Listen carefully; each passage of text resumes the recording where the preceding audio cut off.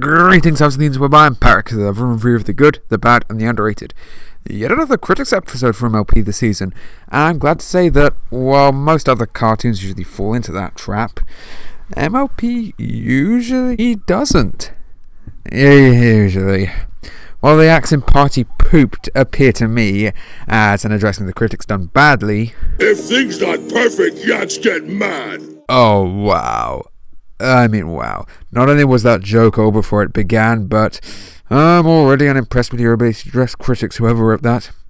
However, I've already gone on about how good the Saddle Row review was, but Inspiration Manifestation is one of the best examples of addressing criticism in all of cartoondom. Rarity was feeling down after being bashed by a pony who only accentuated the negatives of one of her products. She's given a magic book by Spike that can make any of her thoughts come true. Only in this show and in my drunken magic summonings can that ever make sense. She then goes on a rampage, creating things that inconvenience and even hurt other ponies, egged on by Spike, who was afraid to hurt her, and only being set free from the spell when told the truth, showing not only the danger of trolls, but people being overly positive. Will this episode be good and balanced, or about as insightful as a YouTube comment section? Let's see as we watch Spice Up Your Life. No! A box on your awful music! A box! Get out of it! Get out! This episode starts at the Castle of Merchandising as we're reminded the map is still a thing, as the ponies try and get to work after Celestia apparently messed it up by attempting to destroy time. Ooh, more rare pie. Delicious.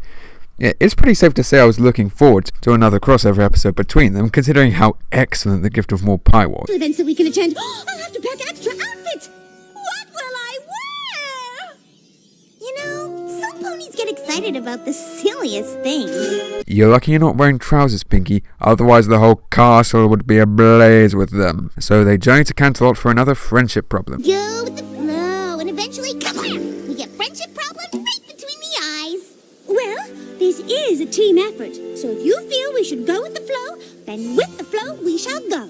Nice to see they trust each other, but Pinky's almost as out of touch with the realities as the Kardashians. Emphasis on almost. They then go to the restaurant district. My zesty gourmand, the queen of cuisine. When it comes to food, she is the ultimate authority in Canterlot and thus all Equestria. She judges a restaurant on cuisine, decor, and presentation. Without her approval, a restaurant simply cannot survive. Oh great, yet another pony version of me. They then find the food is, well... It is so tiny! Yeah, and not that good. At every restaurant approved by the critic. Who listens to critics anyway? They then find a curry house with... Esmeralda pony? But given how most curry has chicken meat and ponies are herbivores, it's no wonder the restaurant isn't visited much, along with the prickly service from Esmeralda's father. Father, stop it! Don't close up the restaurant around our guests. What does it matter? When they leave, no pony else will be coming in. Well, your attitude isn't going to bring anyone in. If I wanted to see a fat person with bad hair and a small skinny person arguing with each other, I'd just go and watch the Brexit debates. Pinky and Rarity, however, noticed their problem and decide to help, with Pinky's expertise with other ponies and Rarity trying to fix up the restaurant to attract the critic. Why don't I stay behind with Coriander to... Wait, his name's Coriander? As in both the vegetable and Starfire? Doesn't really seem like either of them. Here's what I know. If you want to succeed, you must follow the trends, that's the key. Oh, Kazumi Evans singing is to the ears like a bacon sandwich is to the taste buds. Utterly delicious. Along with the song, it's just generally really good, with a unique orchestration, more interesting visuals than the last episode's song, and it's interesting how both ponies come to a different conclusion for the ones they're helping. But the lyrics, oh my Celestia, the lyrics. This is probably the catchiest song since Bab's Seed, and this one doesn't center around foals being bullied, so I can listen to it without getting a bad taste in my mouth. However, Pinky and Saffron, yeah that's the pony's real name, are unsuccessful until coming across some tourists, and considering how some members in my family are rather selective in their restaurant taste, this is surprisingly accurate. But Rarity changes the restaurant's look and food to be just like the others. I thought that you got the message that the other restaurants suck because of the bad food, Rarity. So Zesty Gourmand comes in and... What is it with ponies and cheekbones this season? First that designer in Saddle Row review, and now Anton Ego pony over here. I hardly think it matters, but by all means, try your best to impress. You fail! Every critic should go into something with an open mind. If I went into a movie without that, I would have hated films like The Dark Knight or The Lego Movie, because my initial thoughts would be silly comic book movie. Note, this was before I became a complete comic book geek, and only really liked the original Teen Titans before this, and cash grab. Their plans further backfire as the food is thrown in Zesty's face. Rarity, when it comes to fashion, you are adequate. But take some advice from a friend. Keep your opinions out of restaurants. Substandard food, laughable service, and I would think even you could recognize that the decor here is trying desperately, while desperately failing. And I thought Pete was the most cynical pony ever. They then eat some more of their food and... yeah, pretty much. You know what? Who cares what some stuffy unicorn thinks of the food here? That's racist! And against your own species, Rarity. How white can you get? They then decide to switch jobs, getting the restaurant back to the way it was, and... My father and I just wanted to say thank you for all of your help. We've both been so stressed about the restaurant succeeding that we forgot what it was we loved about it in the first place. Cooking is something we used to love to do together. No matter what happens next, thank you for reminding us of that. Okay, that moral really hits me here.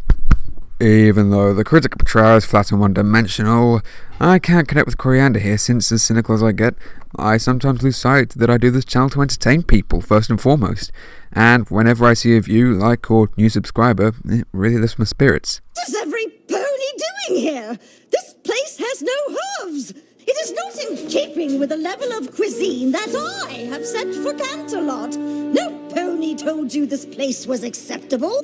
Rarity can tell you what hats to wear with which skirts. Her friend can tell you how to maintain a tragic look for a frizzy mane. They can't tell you what food you can eat. No, we can't. And neither can you. No pony has the right to tell these ponies what to think.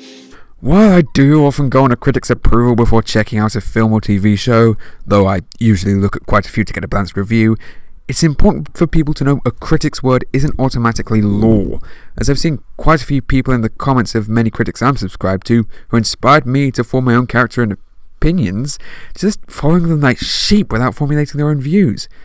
Well, I kind of wish I'd listened to the critics as opposed to my friends before going in to see Batman v Superman.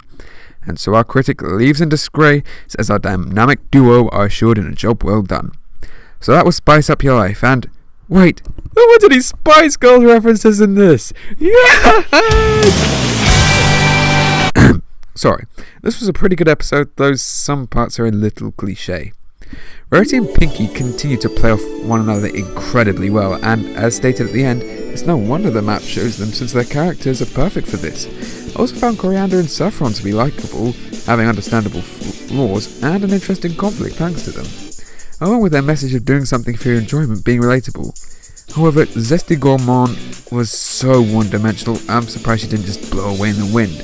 I likened her to Anqueton Ego earlier, but there is no depth or that moment where she realises how she's been a bad critic like Ego had at the end of Ratatouille. I mean, critics are more than just one-dimensional, cynical, anger-filled, insert nostalgia critic, angry video game nerd, Lily Pete, or whatever internet review you feel like joke here. There are also a couple of moments where the characters seem to hold the idiot ball, like Rarity fixing up the restaurant and food to be just like the other ones, but those are small and forgivable. So in the end, this episode was fun, but with a couple of bothersome elements that hold it back from being great. So, what do we have for next time? Oh dear Celestia, the darkest time for any brony approaches. Well, I guess I'll have to step up with the movie and TV reviews. By the way, we'll collab in return for an OC if any other brony reviewers are watching. Who am I kidding? I am Parix11, thank you for watching.